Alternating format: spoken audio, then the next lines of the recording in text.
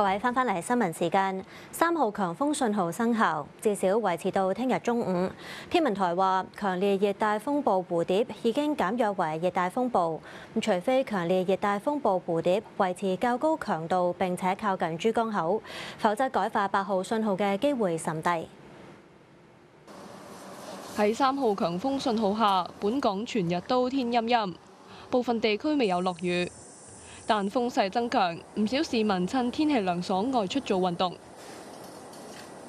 天文台話，強烈熱帶風暴蝴蝶已經減弱為熱帶風暴。喺下晝5點，蝴蝶集結喺香港西南偏西，預計向東北移動，橫過廣東同廣西交界一帶。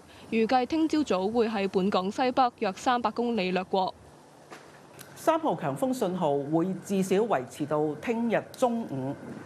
我哋預計隨住蝴蝶逐漸遠離同埋減弱，本港聽日下午嘅風力會逐步緩和。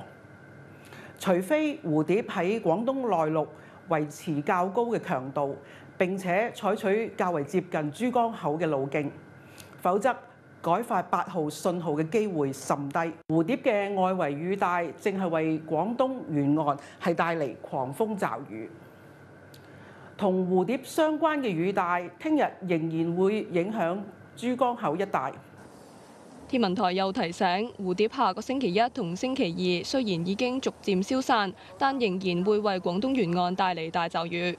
至於今晚至明日嘅天氣預測，吹清勁至強風程度嘅偏南風，初時離岸同高地間中達烈風程度。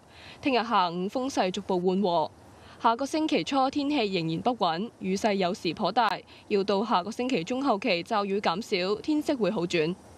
鳳凰衛視記者林嘉敏報道。而蝴蝶繼尋晚登陸海南之後，今日中午喺廣東雷州西部再次登陸。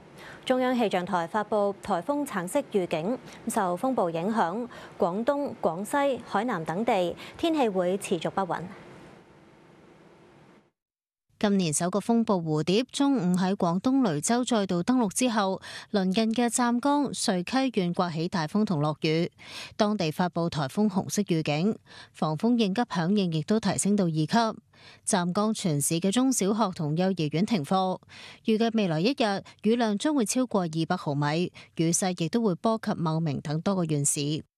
而喺廣西，海事局因應蝴蝶逼近，將防禦颱風應急響應由2級提升到1級。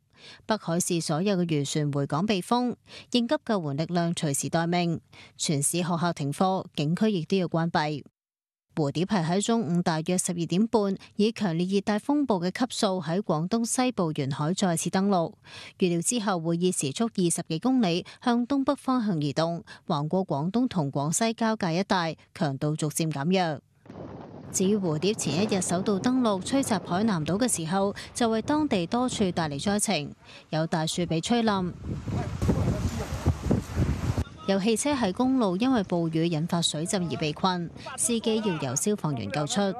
受今年第1號颱風蝴蝶嘅影響，海口深海港、秀英港同鐵路南港12號起開始停運，海口已有超1200台貨車等待通航。海南環島高鐵從14號中午12點起就開始逐步恢復。美南國際機場14號有超200個航班取消，超30個航班延誤。鳳凰衛視記者朱家傑喺海口報道。